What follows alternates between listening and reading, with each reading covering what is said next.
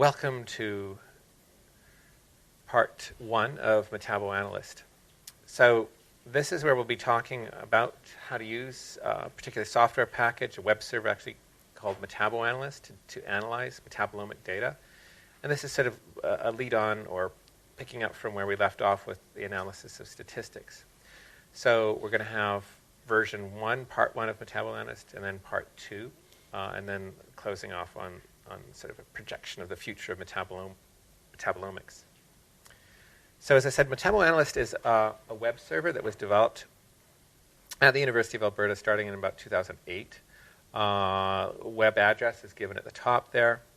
And it's really designed to help people process and analyze their metabolomic data. And it takes all kinds of data, LCMS, GCMS, or NMR. One thing that's certainly when you deal with deconvolution approaches, it really doesn't matter where your data comes from, because in the end, it's just a set of metabolites and concentrations. So in that regard, it also handles those kinds of data. And when you are working with metabolites and concentrations, then you can merge LC, GC, and NMR data all together. However, if you're doing more on the analysis of pure statistical spectroscopy or bin things, then you have to deal with them as separate entities. So this is one of the reasons why throughout the entire course I've been emphasizing this idea of identify, quantify, because then it really doesn't matter where your data is coming from. It doesn't matter about the platform, the instrument, the version. It's still data that can be easily handled. So that's just a bit of a preamble. Some screenshots of the types of things that MetaboAnalyst can do. We'll try and look at those in more detail. So as I said, MetaboAnalyst started developing in 2008. It was a student in my group, Jeff Shah, who realized that there was not a lot of tools available for doing metabolomic analysis.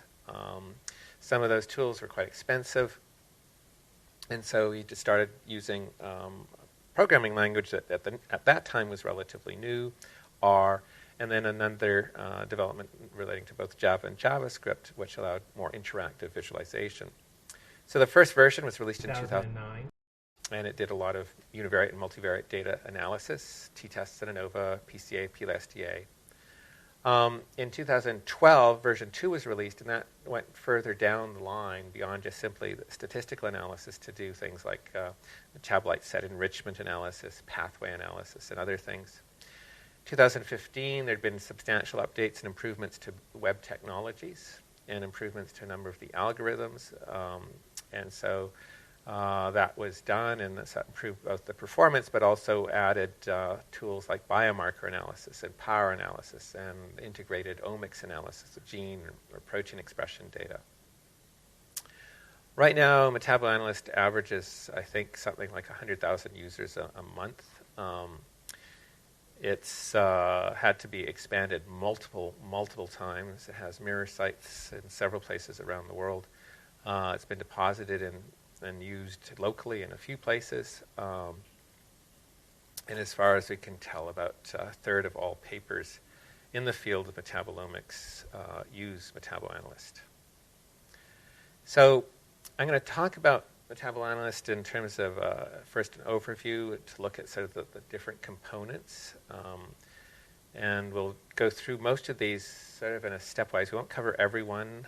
I'll sort of choose some of these. But the key things that MetaboAnalyst offers are raw data processing. So it can take raw spectra. It's not the best at doing that. But once you've been able to get essentially this list of, or collections of lists of metabolites and their concentration values, then it does beautifully in terms of data reduction and statistical analysis. From there, you can do functional or metabolite set enrichment analysis, pathway analysis. In terms of experimental design, it helps you do power analysis and sample size estimation. This is often particularly important in clinical studies, but it's now more and more important in animal studies as well. Biomarker analysis and integrative analysis, which includes the collection of both expression and metabolite analysis. So if you were to pop into the home page for MetaboAnalyst, you will see these modules that you can click on. They're all named. They have brief explanations about what they are. And we'll try and look at some of those.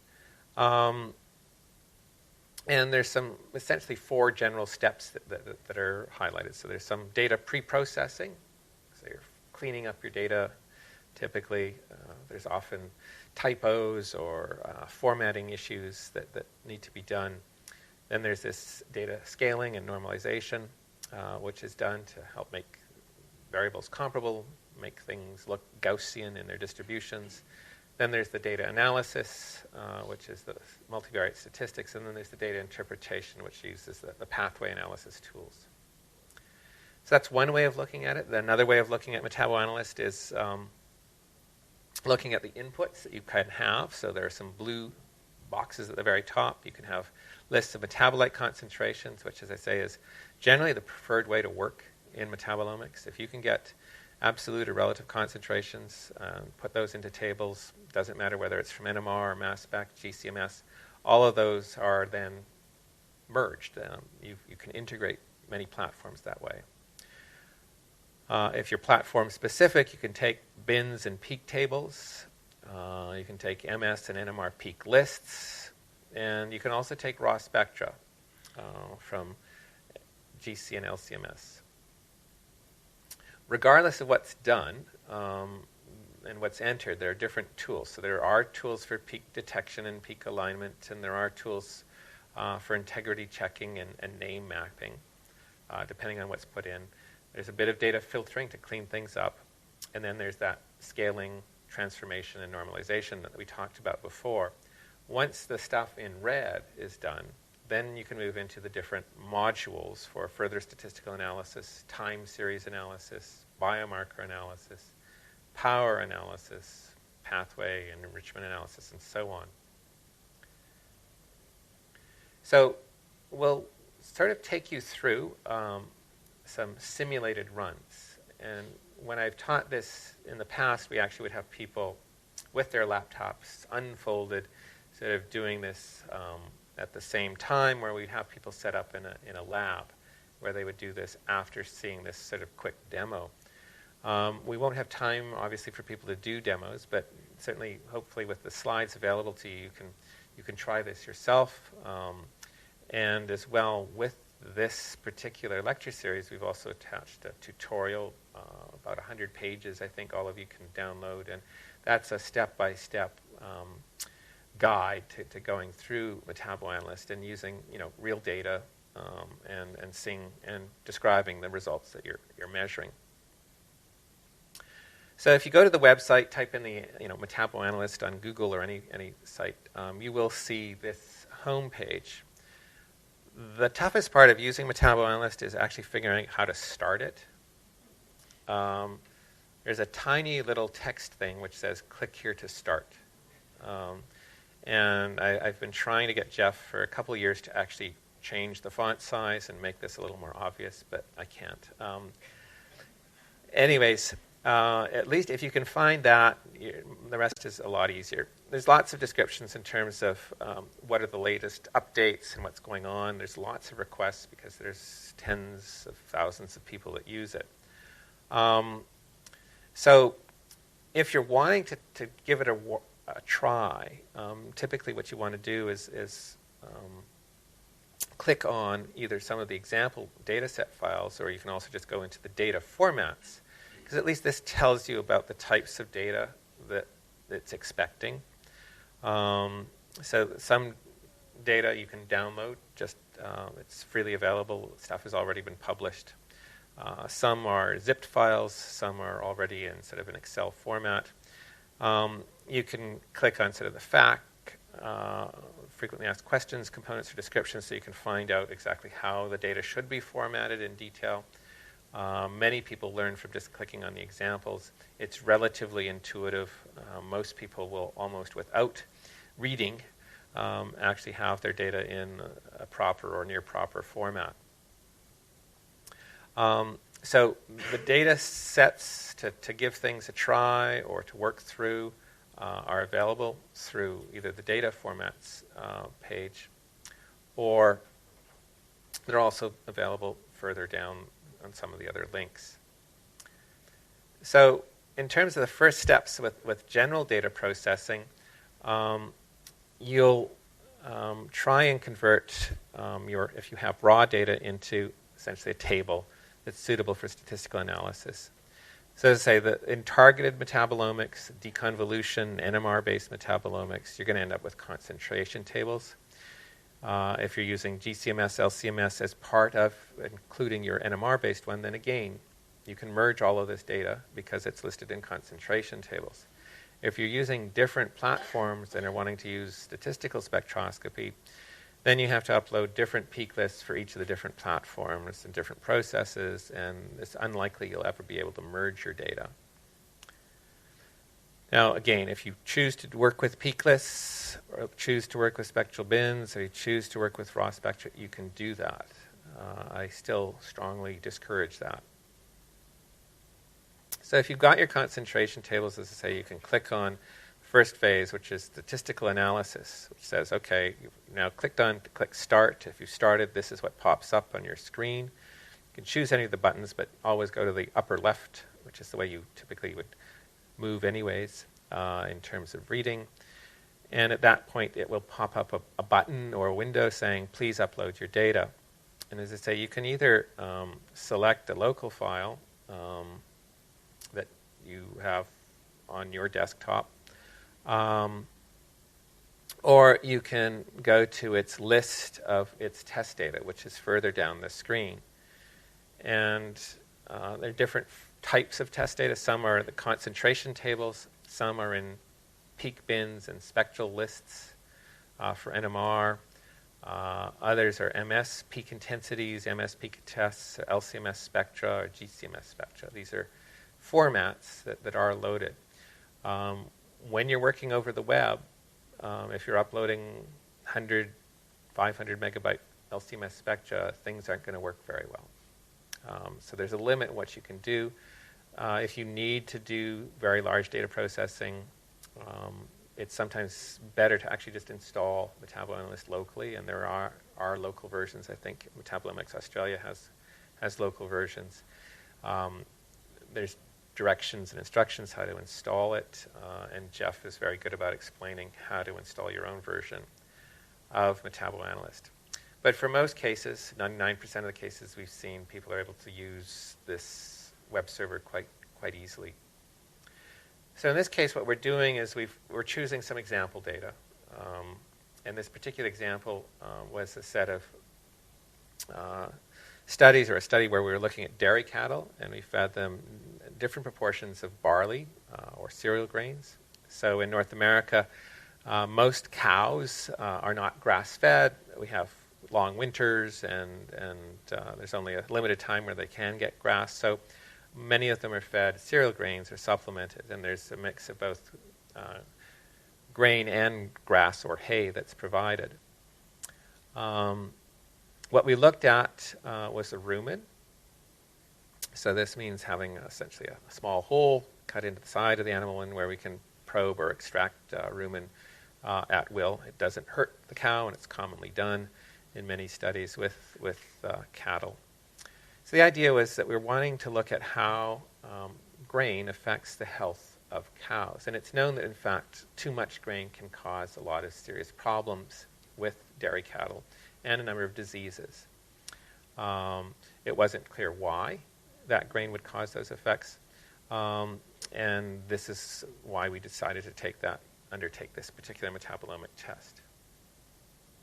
So if we've uploaded our data, we've chosen it from the example, we can go through a quick data integrity check. And so what this will do is it'll look at the data and say, have you, or is everything filled up? Are all the columns there? Are the samples in rows? Are the features or metabolites in columns?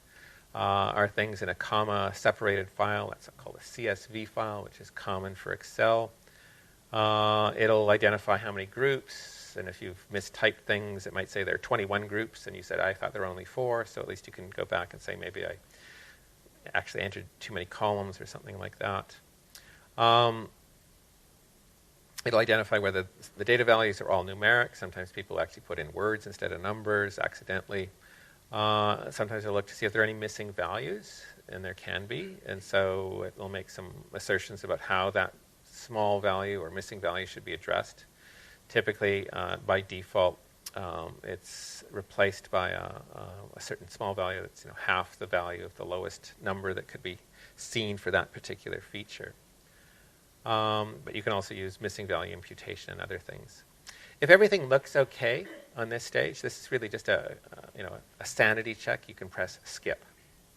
If something's wrong, then you can try and edit or enter things, or start over again with the corrected or fixed spreadsheet. So what you're trying to do here, and we talked about this before, this is the scaling process, data scaling, data normalization, where we're looking at samples here, which are in rows, cutting across, and metabolites are listed in columns. So, alanine, glycine, valine, glucose down that way. And so they're going to be both column and row-wise normalization that you can do. In this case, it might be a matter, at least with row-wise normalization, we're trying to make things comparable to deal with dilution effects, where at the sample we're trying to deal with the scaling so that things are normally distributed. You have different options. They're listed here, things like normalization by row or sum or median. You can have options not to do any transformations or log transformations, auto scaling, Pareto scaling, range scaling. Now, what you choose is actually up to you. The defaults are essentially none and 0 and none. Here we've already chosen some values. And these are values that were determined partly through trial and error. And I'll show you how sort of that trial and error is done. But it's really to try and get your data to look like it's a bell curve. So this is an important step. And data normalization is critical. As I say, there are these row-wise normalization and column-wise, where it's one is for sample, one is for the metabolites. So in the case of row-wise, which is basically samples, we're trying to make sure things are comparable. We're trying to deal with dilution and concentration effects that we talked about before. When we're looking at the metabolite or column-wise normalization, we're trying to make all of those variables roughly normal in their distribution. So this is a problem when things are of different magnitude. And we talked about this before, where really, really concentrated metabolites overwhelm the signal, and they become, they're the loudest and they win. But many of the more important signals are actually very weak, and so you want to scale the weak signals up so that they're comparable. And so we talked about the methods you could do that. Log transformation helps convert things so they're normally distributed. Auto scaling also helps bring out the weak values so that they're not forgotten. Pareto scaling and range scaling are the same, very similar, where you're dividing by standard deviations or square root of standard deviations. So MetaboAnalyst allows you to see things before and after. This is this scaling or normalization we've talked about before. So initially the data, as you can see, is full of near zero values, which are plotted in these box and whisker plots on your left. And then there's a few metabolites where things are sort of through the roof, hundreds of fold higher. At the bottom of that graph, you're actually seeing a distribution curve, which counts how many times in concentration bins these things show up. And you can see that this is a very sharp, exponentially decaying distribution. This is not a distribution that you can do standard statistics on. What you need to do is convert that very sharp, exponentially decaying distribution that's highly spread out to one that looks like a normal distribution. And in that regard, you play around with doing a log transformation, which is well known to produce or enhance exponentially decaying things into sort of a log-like one. So we applied a log transformation. And then we also did some auto-scaling to help scale things properly according to their standard deviation. So now, with that, we can see that everything is sort of shifted off of the bottom on the left now to the middle. and that you can see all these values have a nice little spread. There's green boxes that look roughly about the same width for about 40-some metabolites. What's shown is then a distribution of those concentrations, if you want. And to most of our eyes, that would look like a Gaussian distribution. So at this stage, we're able to do standard statistics. But if we hadn't, if we'd left the data unscaled, unnormalized, and we said none, none, and nothing, we would get largely junk in our analysis. So one thing that, again, I've asked Jeff to do, hopefully will be done in the future, is that right now if you see something you don't like, then you have to go back, randomly choose some other numbers, go forward, find that it doesn't work, go back, randomly choose some numbers. And this can take a while if you don't have a good intuition for this process. So hopefully, version 3.5 of MetaboAnalyst will actually have these numbers listed at the bottom so that you can interactively change, and then it'll pop up, and you can see exactly how it looks.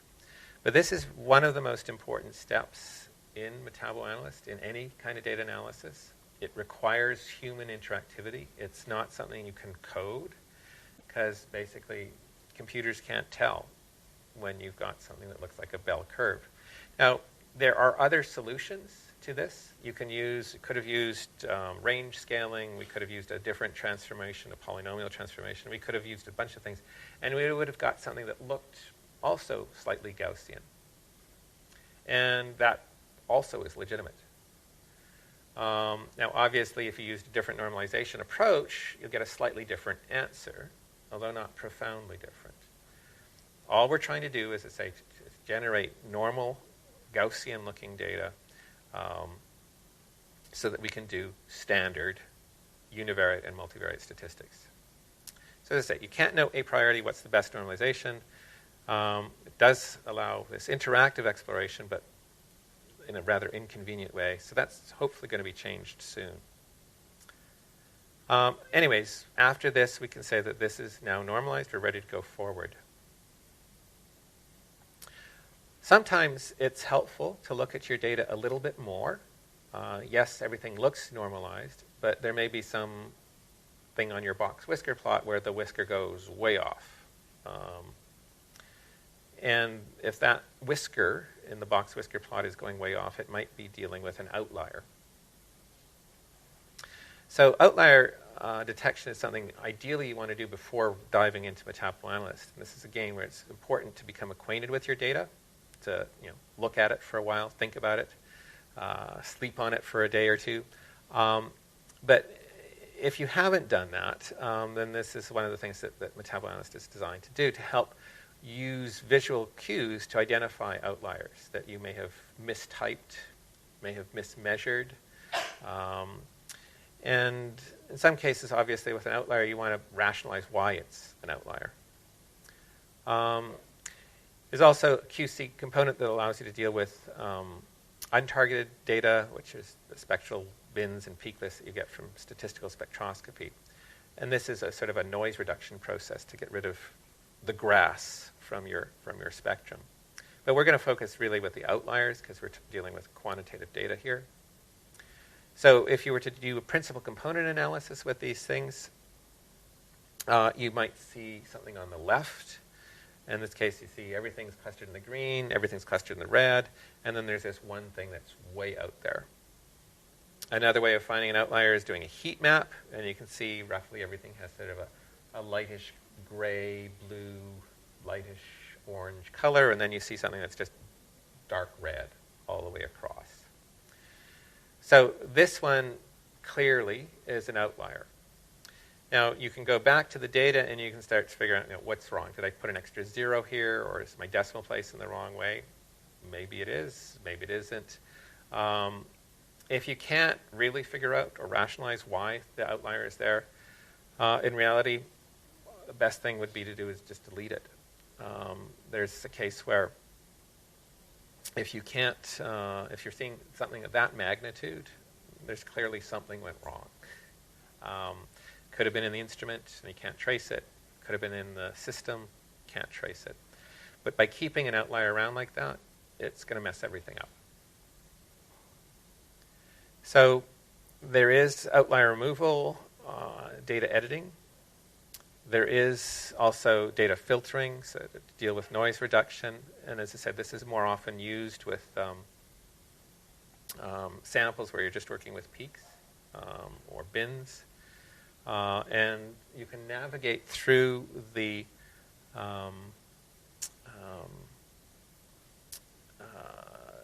menu dialog or menu list, which are presented on the left side, and those are highlighted with the arrow here and grayed out. So that is another navigation pane that allows you to move through different parts of the statistical analyses. Again, this is frequently done with any type of data, where you'll try and remove extremely low intensity data that may have just been uploaded by accident, or for which maybe initially thought was important, but in fact on recollection or assessment is just so low that there's nothing there. Some cases there may be data that just has absolutely no variance. In that case, that may represent, again, something that's gone askew with the data collection protocol. So this way you're trying to get rid of uninformative features and noise. And that's, again, a standard process, particularly with statistical spectroscopy. Okay, so you've checked for errors in your sample sets. You've checked for outliers, hopefully corrected them. You've checked for noise, cleaned that up if necessary. Checked for signals which have no variance, which also are noise inevitably. And now you've done essentially the QC. This is pretty much, it's the same protocol you would do for genomics, transcriptomics, proteomics. These are the same processes typically done in other omics techniques. At this stage, your data is ready to be analyzed, and you're able to do things like dimensional reduction and multivariate statistics.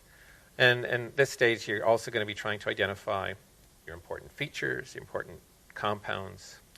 You're going to try and look for patterns that might be informative. You're going to be, in this case, looking at how different phenotypes are varying, at least metabolically. You're going to help see if you can improve classification with these things. So these are early stage statistics. We're not going to be doing pathway interpretation yet. We're not going to be doing metabolite set enrichment analysis or anything. So with this one, because there are 4 groups, not 2, it means we don't use a t-test. It means we use ANOVA. So that means we're going to be looking at ANOVA, and we're also going to be looking at PCA and PLS-DA, as well as clustering.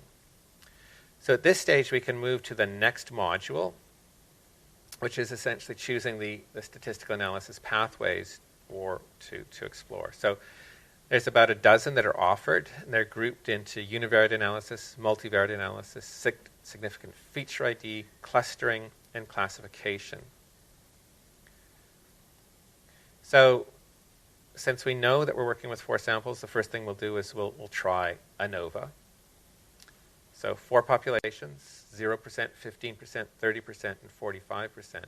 And what we're trying to do is identify those compounds, those metabolites that are different between all groups, or just between the 0% and everything else.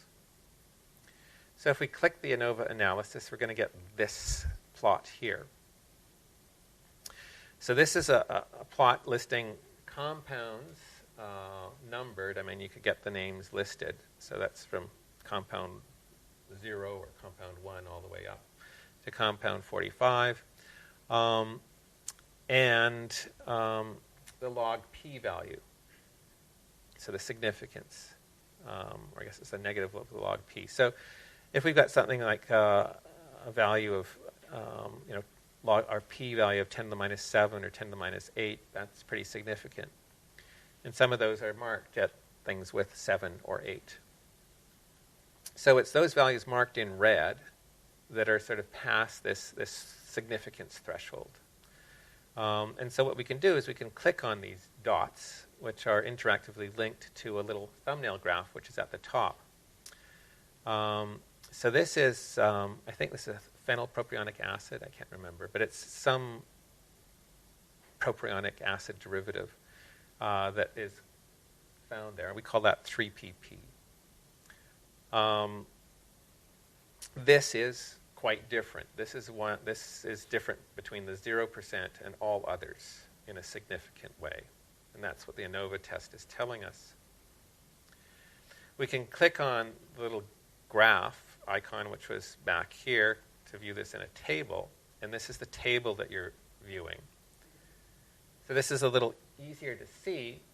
And it's not only giving you your p-value, but it's also giving you your q-value, or FDR. So this is dealing with the multiple sample comparison and the correction that you need to deal with. So it's already calculated that for you. And by clicking on the compounds, in this case we've clicked on uracil, it will produce either a standard histogram or a box and whisker plot, which is on the right, illustrating how different this compound is from the others. In red, it's the 0% grain, green 15%, dark blue 30%, and then the turquoise or cyan is 45%. So it's also presenting what's called a post hoc result or test, looking at where things are most different and which pairs of comparisons exhibit significant difference. So you can click through this list because it is interactive, and you can see which ones are most similar or most different between the four groups. You can also click the correlation link, which is under the ANOVA link up here, which is on your left. And now you can get a heat map. And you can look at how these compounds correlate with each other and whether there are any specific clusters. So you can see some patterns, little groups of orangish red along the diagonal, other groups sort of more blue up in the off-diagonal elements. These are indicating some correlations between certain metabolites. And again, it's created a hierarchical clustering diagram, which again can be used for a bit more interpretation, but it's a matter of staring at this and thinking about it for a while. You can save this, so it's an image that could be printed or used in a paper, or journal, or a poster. So by clicking that, it allows you to change the type of image, the level of resolution, how big it is, and then to save it in a particular place. If you're looking at more than two groups of animals, so when in ANOVA, you can look for a pattern. So, with 3 points, you can try to draw a line. With 4, 5, or 6 points, you might want to look to see if there are patterns. So a tool called Pattern Hunter is used, or pattern matching. And you might be wanting to look to see if between 0, 15, 30, and 45%, some metabolites just climb up in a straight line.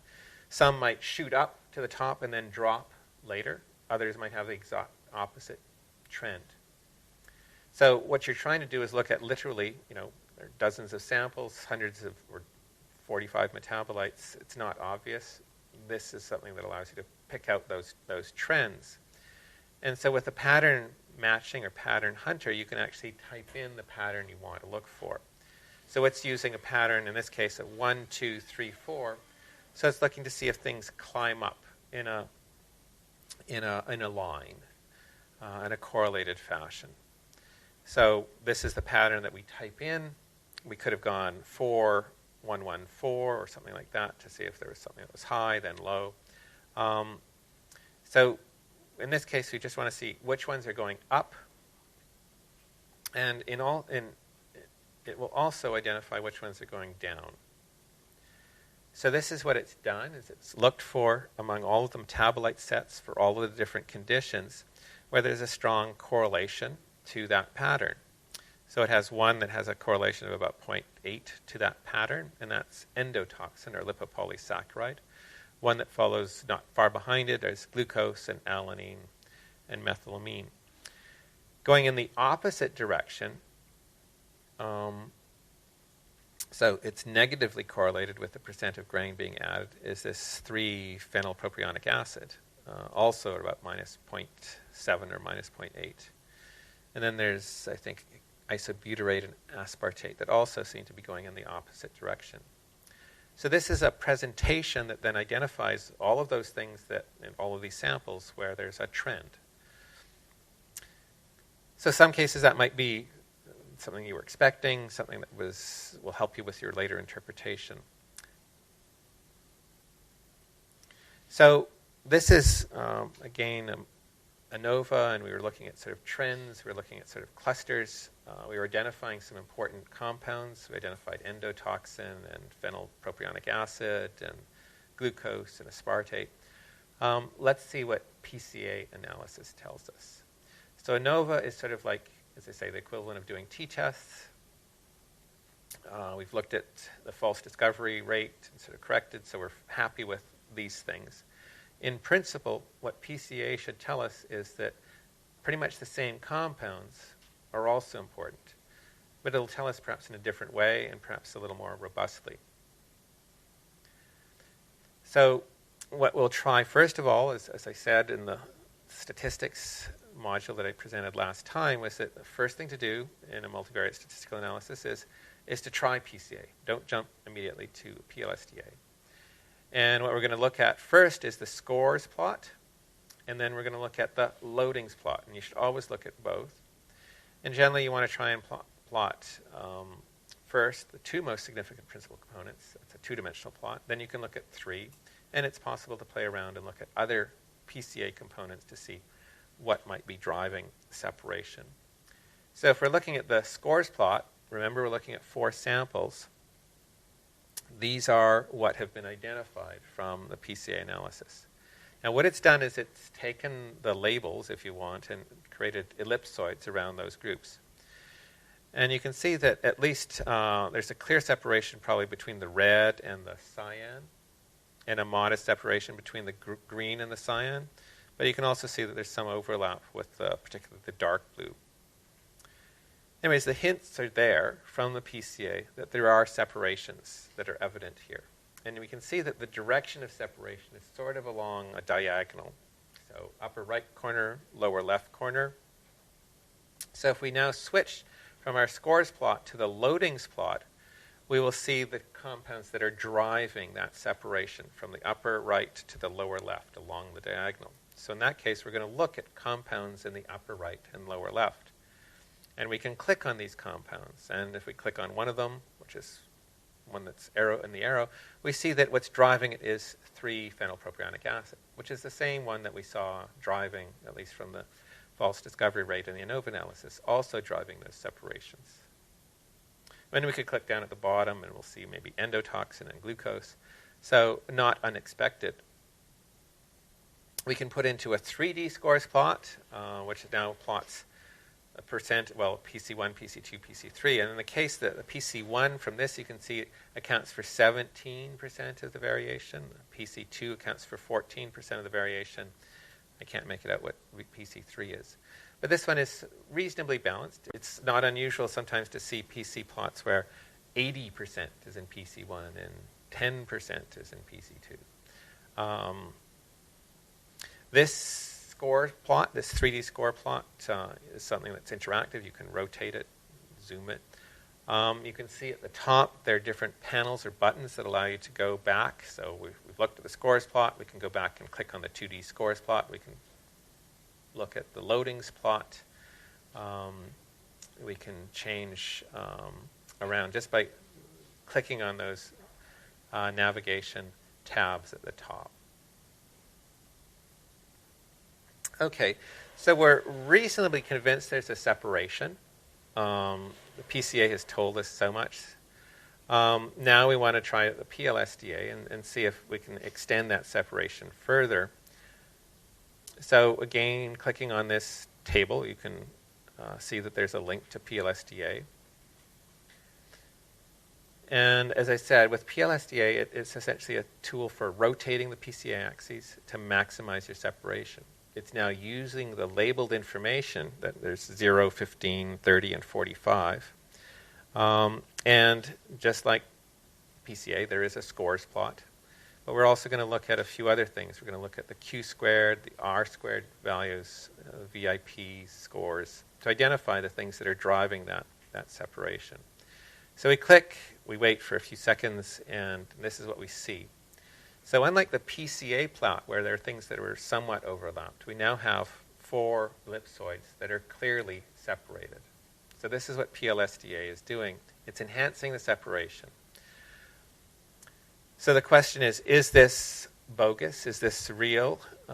This is where we go back to the evaluation of that model, and we assess whether, through cross-validation, what are the Q squared scores and the R squared scores. This plots things out based on the number of components that are used to help drive the separation. We can see from this graph that things start flattening out after about 3 components. So a 3-component model seems to be the best one overall. And we can see from the R squared and Q squared, they're above 0.7. Those are very good numbers. So this separation is definitely real, and it's valid, and it's not a consequence of overtraining. We can go from this cross-validation assessment. Of course, we could also look at the loadings plot and go to a 3D scores plot, just like we do with PCA. But we can also click on the important variables. And this is called the VIP, or important features plot. And what it's doing is it's presenting a colored graph where we have 0, 15, 30, and 45 marked in color: red, orange, light green, dark green.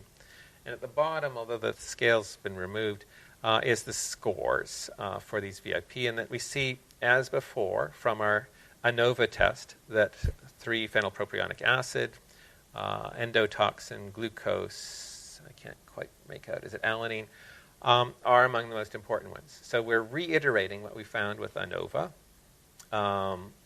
They might be in slightly different order, but these are things that are clearly driving the differences of the separation for these different groups of cows and the grain consumption.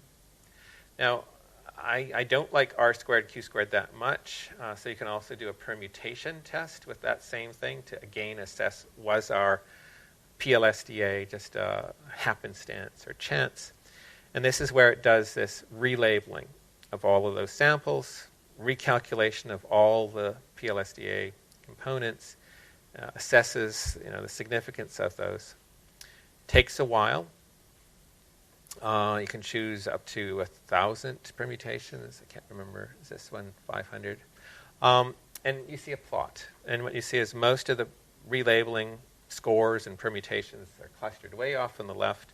And the one that we have with this particular sample is way, way out on the right.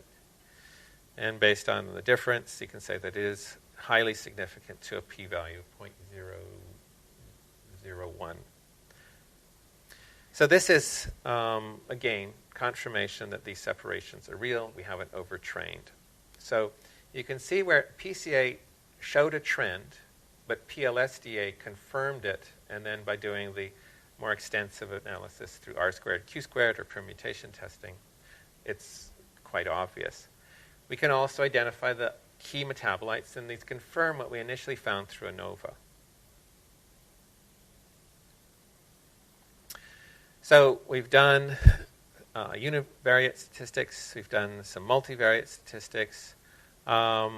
We could also now look at things like clusters and heat maps. So this is an alternative way. You could have stopped at this point, but it allows us to look at behavior of certain metabolites. We can ask different types of questions.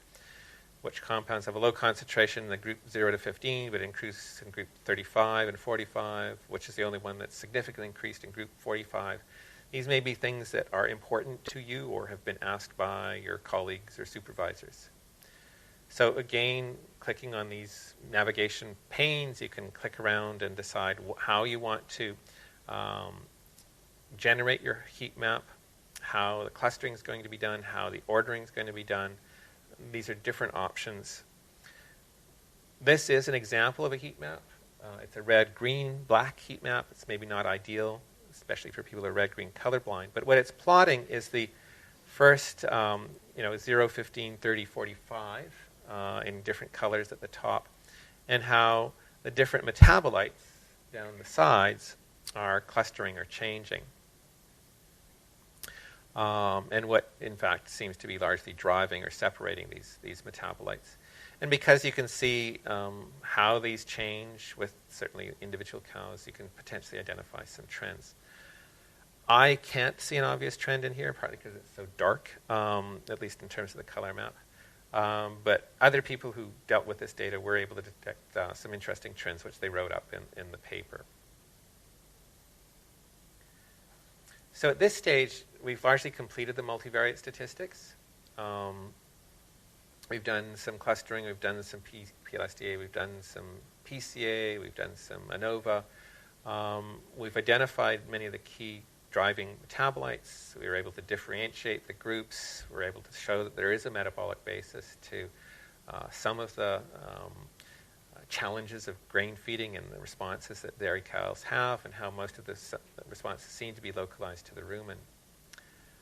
MetaboAnalyst throughout the analysis has been actually keeping track of things, and at this stage you can start actually generating a printed report of what you've done, what you've found. So you can actually download each of the components, each of the things that you've generated, their images, their heat maps and PNGs, other graphs also stored in PNG file formats. You can even get it to write your paper for you. That's sort of the first half, if you want, of what a MetaboAnalyst does. Now, obviously, this isn't quite in a publishable form, but it describes what it's done and the protocols, and so it creates a record for you, so you have essentially a workflow. And this is, I think, a potential strength of MetaboAnalyst, but it's not as well developed as some other tools, particularly with Galaxy, where people will program workflows, and so that way you can follow a workflow that is identical for everyone. This one is a case where, yes, it can describe exactly what you've done, but then you have to share it with other people and say, this is what I will be doing. So that's a little different. It's more traditional, I suppose. But in this regard, it still provides you with a lot of flexibility, a lot of background and information. So as I say, MetaboAnalyst is not the only tool, but it is probably the most widely used platform for metabolomics data analysis. And so that's why I thought it would be useful to show you at least this part of it.